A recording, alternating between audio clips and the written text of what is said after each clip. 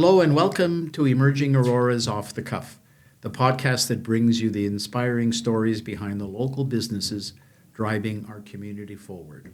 I'm your host, Vern Cunningham, and today we've got something of interest for anyone that operates a computer. Whether you're an entrepreneur looking for insight or just love discovering the talent and passion shaping Aurora,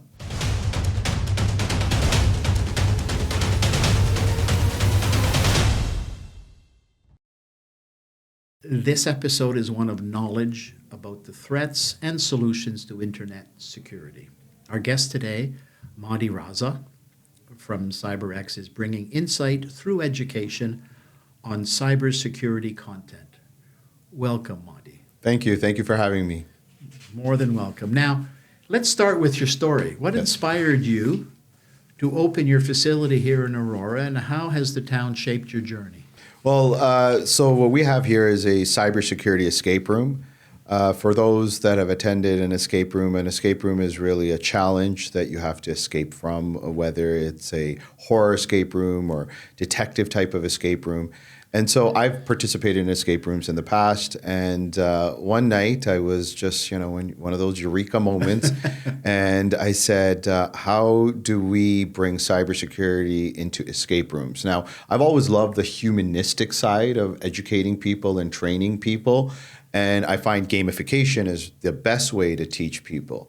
My children all the time, we used to play Monopoly, and one of the things I would teach them in Monopoly is how to count. And so people learn through these sort of experiences. So the thought process was, let's build an escape room, a cybersecurity escape room that can teach people both offensive and defensive cybersecurity. And so we had this concept. We took it to the great mayor of Aurora, and he's a special one. And the reason why is I think he's a visionary. So when we did bring it up to him, he said, "Let's do it." The economic development team was very excited, and we said, "What better place than on Yonge Street in Aurora?" That's a great location. Now, run me through it. How does it work? So the escape room, different escape rooms have different sort of concepts. We have to work within the space that we have. And so we took an old dental office. Remember, it's a dental office, so think about how a dental office operates, right? You have a front area, and then you walk in and you have 3-4 rooms where people go in and get scared all the time. And so we had to work around that as well, chairs and different types of medical devices within that escape room. And so what happens is a typical scenario is someone walks in, a family, children from school or penetration testers at a bank would walk in, they watch a little video that tells them what's going to happen, and then they go through a series of scenarios. And each scenario has to be completed within a certain period of time. Once that's completed, you then move on to the next, and so on and so forth. And it gets tougher as you go through it. But what we're doing essentially at the end of the day is we're teaching them basic cybersecurity hygiene, and then we're taking it right up to what a adversary or a hacker or someone who has malicious intent would do. And I find the best way to teach someone, defensive cybersecurity is to teach them a little bit of offensive cybersecurity. Once you're able to do that, then people really understand the threat. Do you find that a lot of people minimize the threat to their computers, and they think that if they have a simple solution that they're bulletproof? Well, I think you're now opening up a can of worms here.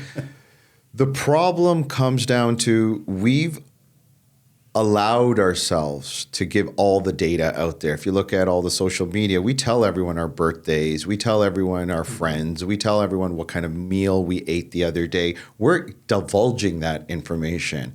And, we lived in a time where you would not tell everyone everything, and you would keep these things a little bit more personal. So the data is out there now. Yes. Once the data is out there, that data can now be used.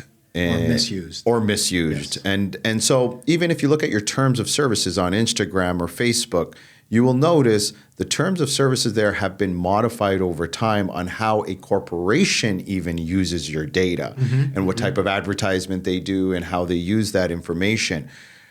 An adversary or a threat actor knows that your information is very valuable because data is the new oil, can utilize your data, sell it for a lot of money, and this is where we're at. So we're at a very, very interesting point in our world as a society, and that is we've given all this information up.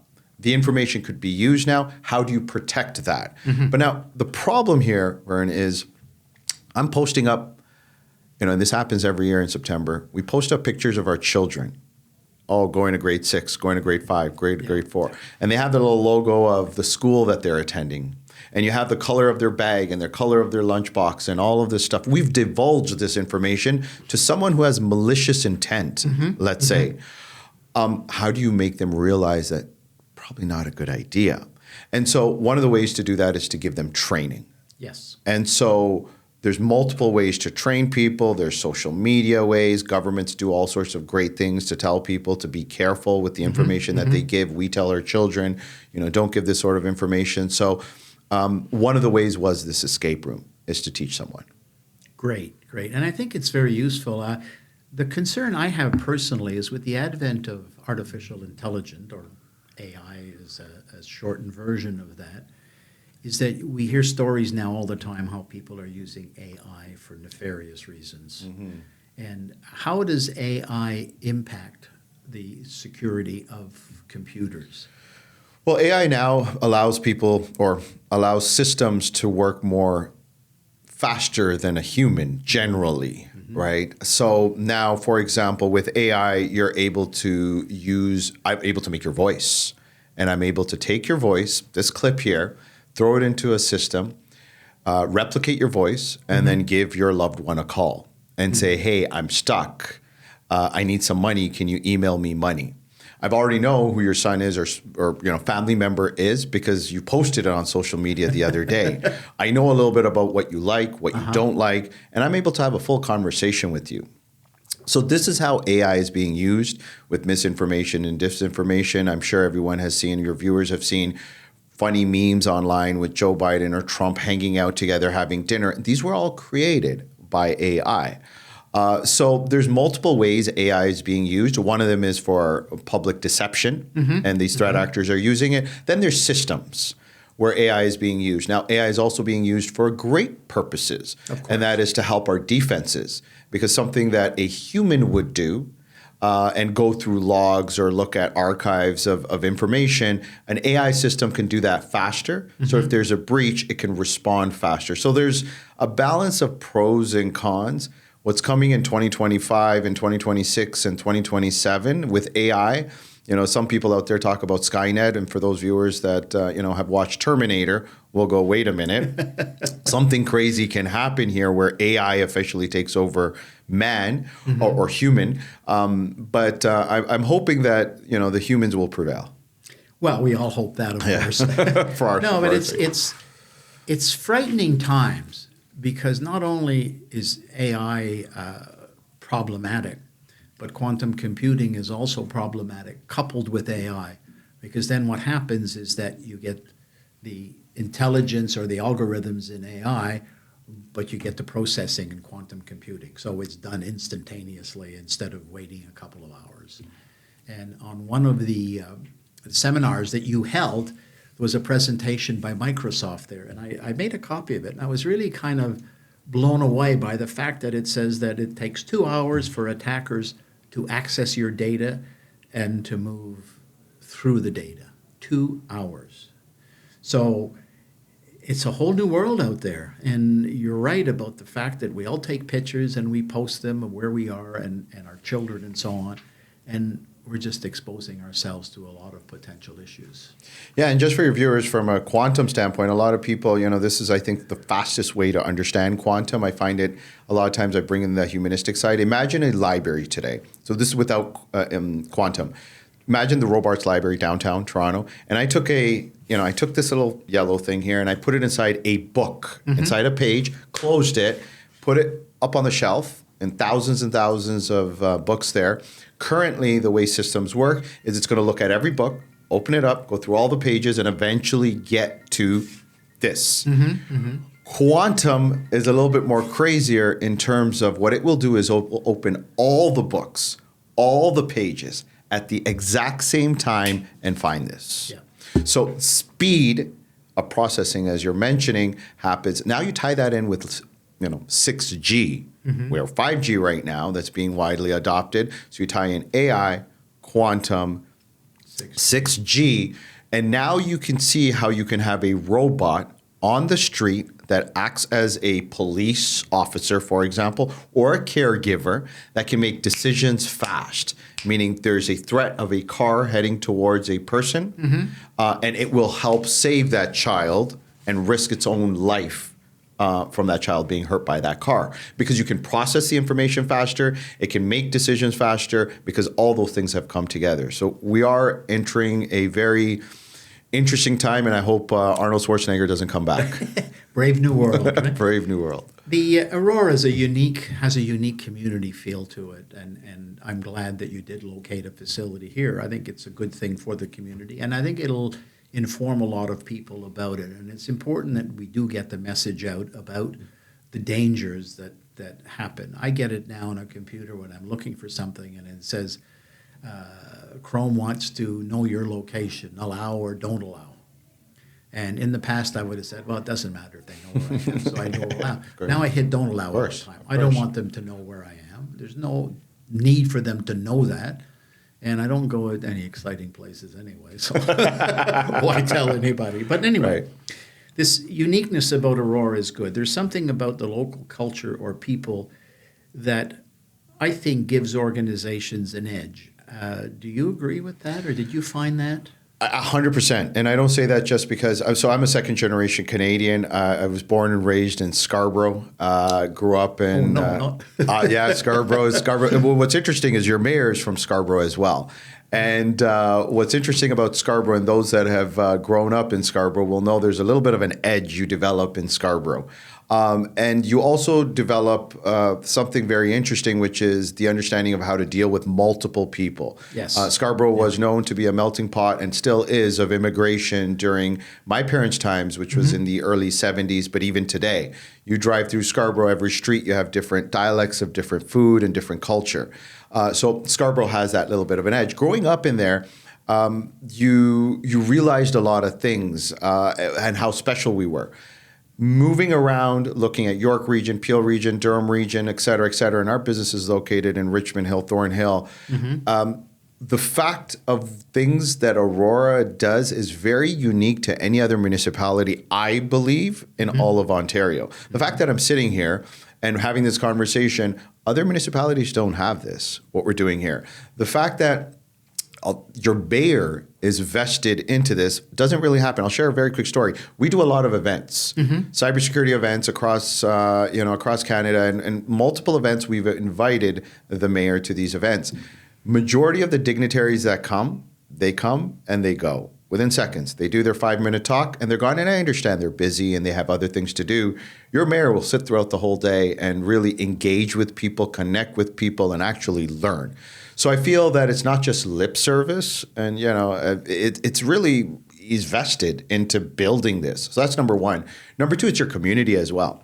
Every single person that I've met, from the Aurora Chamber of Commerce all the way down to the local businesses, there's just a different spirit out there. And I don't know if it's just kind of like Southern hospitality, but coming to Aurora reminds me of the old Canadian days where people actually say thank you. They don't throw trash on the street. And every area has its pros and cons. Of course. And every area has its thing. But, you have one of the largest festivals that happen outside of downtown Toronto that happen in Aurora. It's grandfathered in, massive. You get to meet the community. And there's just this pride. I don't know what it is. And I think this pride just comes from leadership and the local community. But there's just this Aurora patriotism, I think, if you want to call it that. So for us, it's been a great success. At the escape room, we've had local schools come in. We've had daycare home services come in. We've had high schools come in. We've had local businesses come in, public sector folks come in. And then within that, Newmarket and, Markham and Richmond Hill, they've all come in. And it's just, again, I think really what it is just collaboration in this municipality is very, very strong, and helping each other. which is really, really amazing. So kudos to you, and kudos to all your residents of Aurora. You guys you're all doing a phenomenal job. Well, the nice thing about it too is I think there's very little ego when it comes to things happening here. So people do things because they want to help, not because they want to get into the limelight. And I think that's why we're so successful. We just do it for the sake of, it's the right thing to do. Things like music in the park is a tremendous thing in the summertime for the residents of Aurora. The Young Street closed off in early June for the Chamber of Commerce, whatever you want to call it, is awesome.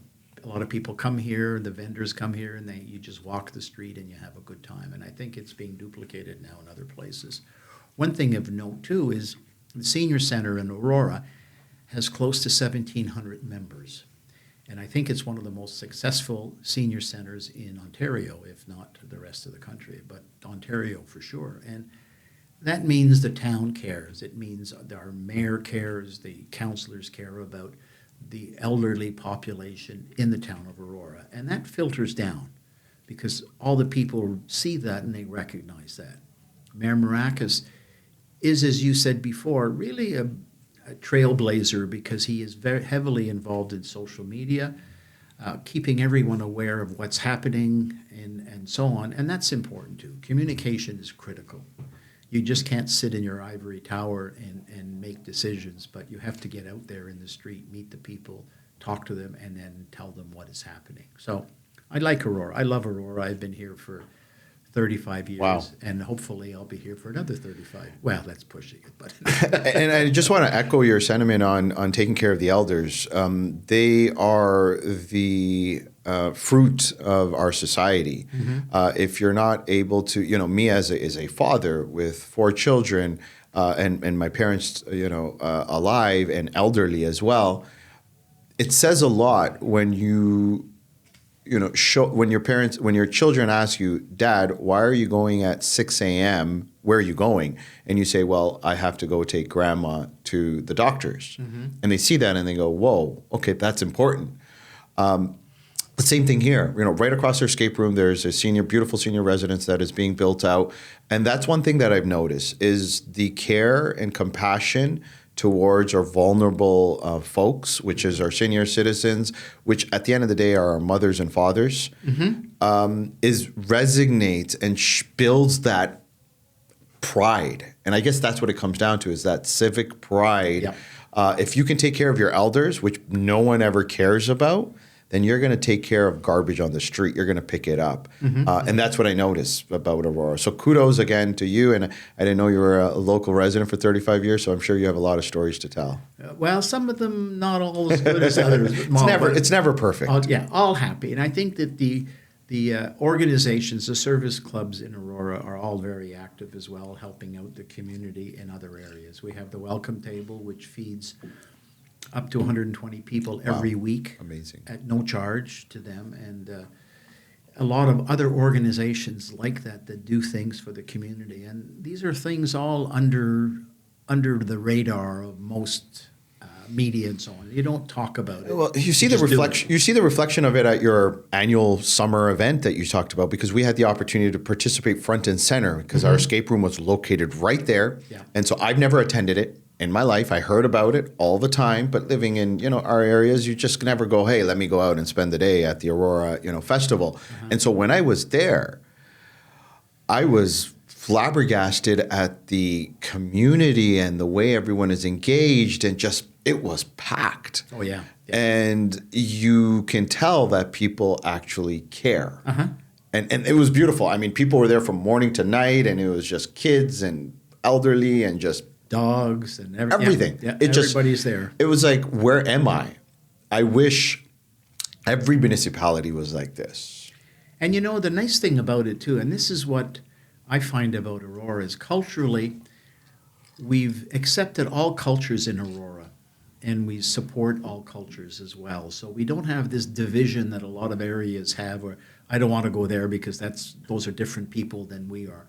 We are all Canadians, and Canadians are a blend of all kinds of different cultures and backgrounds, and I'm really proud of the fact that everyone is welcomed in this community. That makes it very strong and vibrant. Yeah, well, I mean, in the 70s, Canada was the first country in the world to adopt the multiculturalism and bring over that policy. So Canada has always been all around the world as the place to come. And I think if you're looking at Canada and you want to see an example today, come to Aurora. Oh yeah, very much so. Well, I'm going to get all mushy here if I keep that up.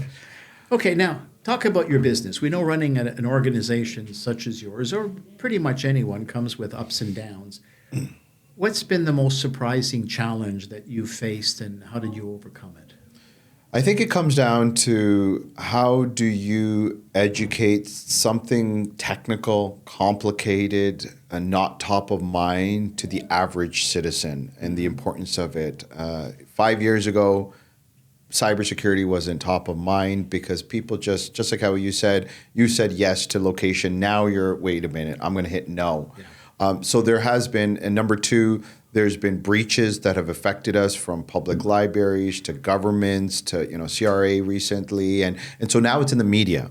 We hear it recently with an outage of CrowdStrike, which took down almost 70%, 60% of access for people to have from Starbucks all the way down to airport flights.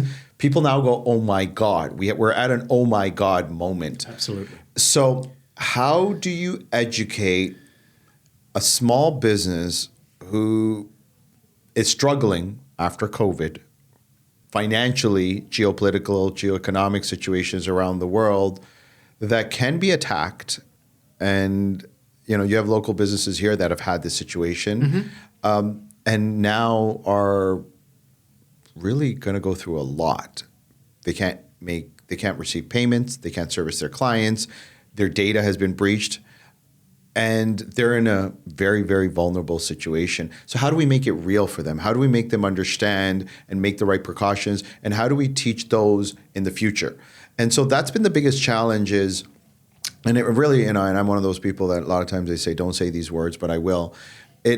How do you deal with the government, federal, provincial government, that has their restrictions and red tape? And then being in the middle, being a private organization, how do you help the SMB when you're like, that's the answer. We know exactly how to do it. And you go up this way and you say, well, this is how you do it. And you're like, it's not going to happen. So to answer your question is, in business, there are times where you're going to be put in a box and you can't go this way, you can't go that way, and you got to figure it out. And so sometimes what you have to do is you have to go, I can't solve everyone.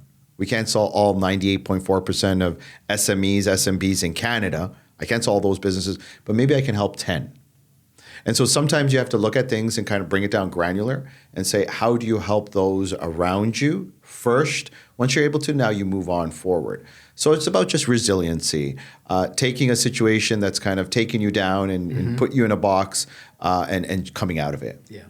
And it is challenging because there's always rules and regulations, as you say, that are barriers instead of helping businesses, stop businesses from doing what they have to do. And, it's all a question of opinion, right?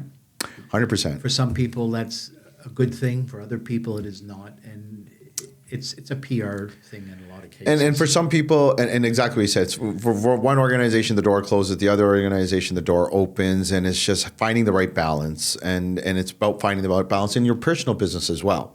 Because you cannot, if you're trying to solve something, which is what our business does, and every business tries to solve a problem or provide a solution to something or help, or whether it's a product or a service. In our organization, we provide education and build a community around cybersecurity. When you're building that community, every person in that ecosystem has a different need and want. Of course. Just like a municipality. Yes. And just like a mayor, you have a difficulty in making everyone happy all at the same time. You can't. It's impossible. Yeah, you can't. So then you look at it and you go, wait a minute, let me bring this down. What can I do with the 10, 15 people around me right now? How can I help them? And then you take it from there. Yeah. And that's a very wise thing of doing it, because what happens in a lot of cases, and I think this is where politicians fall down, is they try to please everybody. And when you try to please everybody, you please nobody. You see it in the automotive industry where you see a new car coming out, ugliest thing you've ever seen, because they've tried to design a car that would appeal to everybody. Right. And that doesn't work.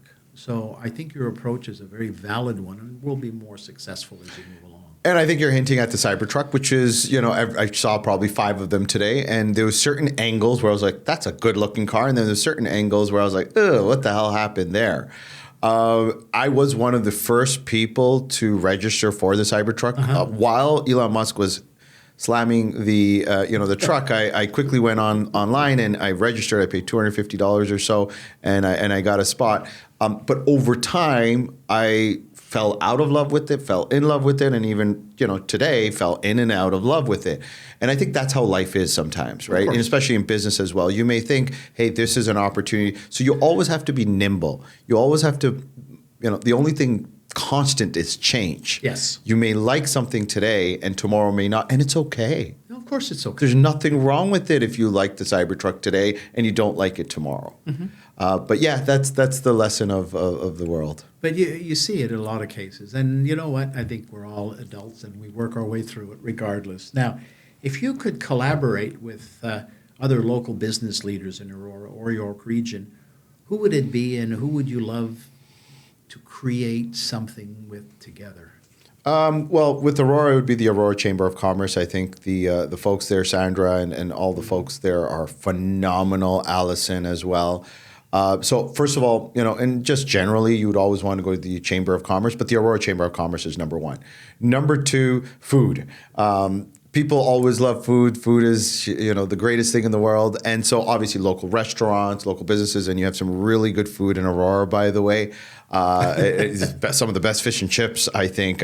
Sometimes I come here. We actually come from home up here for fish and chips because of the potato. Maybe the potato tastes different up here because of the climate. I don't know. I'm just having fun there. But it would be your local businesses such as that.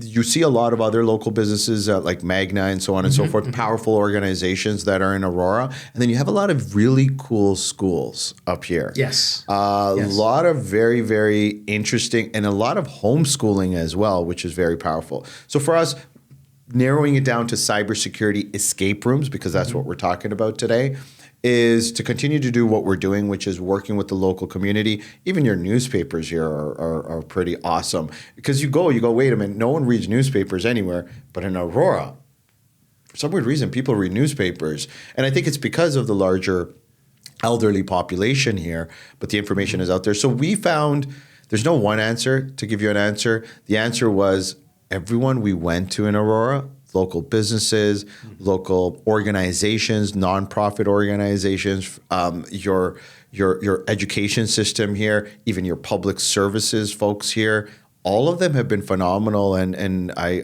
urge those that are looking at potentially doing business in Aurora or looking at Aurora to really speak to the Aurora Chamber of Commerce and yourself. I'm sure that can give you a lot of advice. Well, you know what? It's interesting that you say that because we all live in a bubble. We live in a town and we love the town we live in, and we think everyone is aware of our town, but a lot of people just aren't. They're not. Everyone goes through their lives doing what they have to do, and I'm glad that you feel this strongly about this beautiful town. Okay, how can we better support each other for collective success, do you think?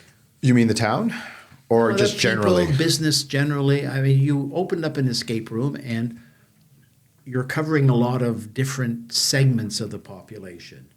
So would it be good for you to collaborate with learning institutions where you could gear a new escape room just for students so that, it's like farming. You have to put seeds in the ground to get a crop. And sometimes you're better off starting with the young so that they get a better understanding of the pitfalls, and then as they age, they become more proficient. Yeah, and you've touched a very sensitive spot for me, and that is our other vulnerables, which is our young people. As we know, every kid now has a phone when they're born. The moment they come out of the womb, they're given a phone. And so the problem that we have here is, which is security, and it's cyberbullying, all the way down to human trafficking and all these crazy, scary things that are out there. For me, the ideal collaboration would be with your local public school system. Unfortunately, and fortunately, there's a lot of red tape to do a lot of things. But I think there should be, this is just from a federal government, provincial government, if someone's listening, and I'm hoping MP Leah Roy is listening to this right now, is that remove all the red tape for our vulnerables, and right away provide cybersecurity training and education to the young folks, right down to even grade 1. Yeah, start them young. You don't have to talk about big fancy technical terms. No, you can. There's games out there. There's organizations out there that can create little fun games that say, "Don't click this, do click this," right? And it's just about educating. And number 2, that will help with STEM, which is your science and engineering and math and all of that stuff.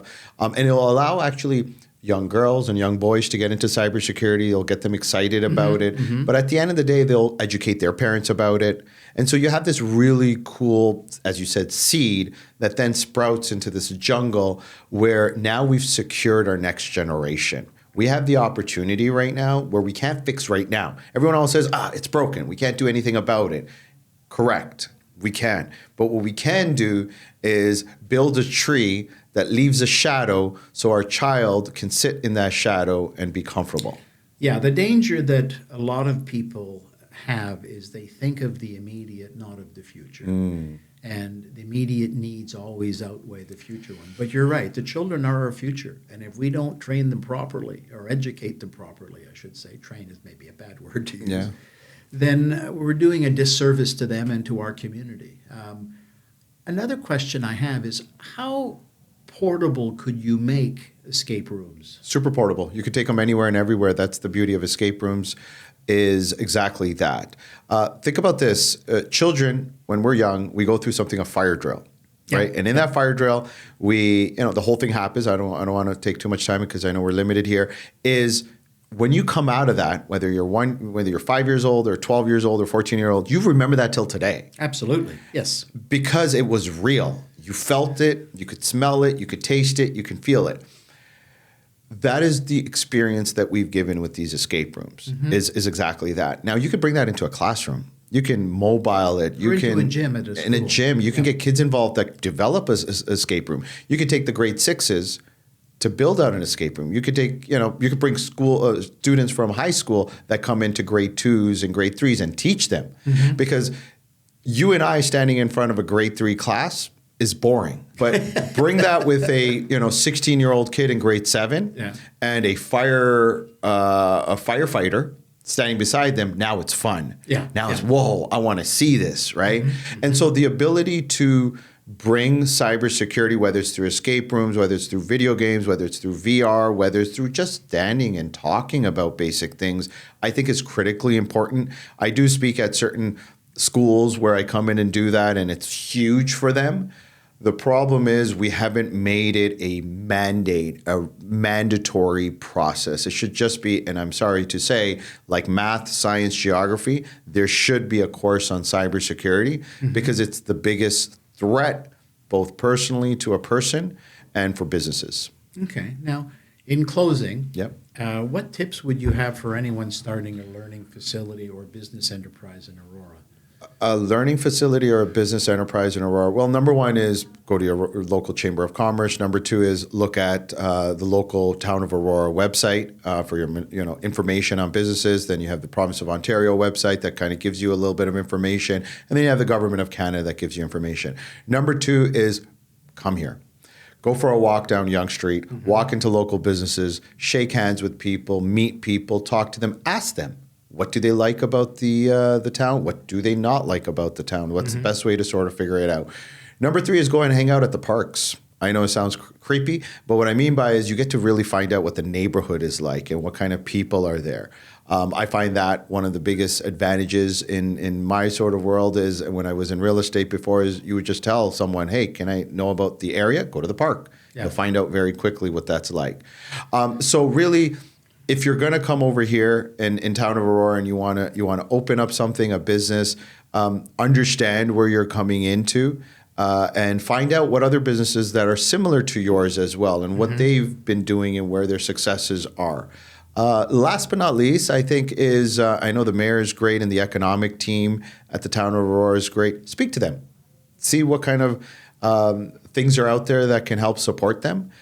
Because that's a great idea. And the bonus one is call you up. come by. I know you're a very open person, but what better person to speak to than someone that's been around for 35 years, that's got these amazing patents that I just learned about and all these amazing things that you've done. You should be writing a book, by the way. No. I'm too busy doing other things. I know. So, well, maybe AI can help you write a book and that. But no, again, I want to thank you for having me. Well, thank you, Mahdi. It's really been a pleasure. We could be talking all afternoon, but I know you're busy and you have things to do. And I want to thank you for coming, and I want to thank you for being as open and as honest as you've been. And I think I agree with you. This is a great place. And with people like you here, it'll be even greater. So thank you very much. You're very welcome. Okay.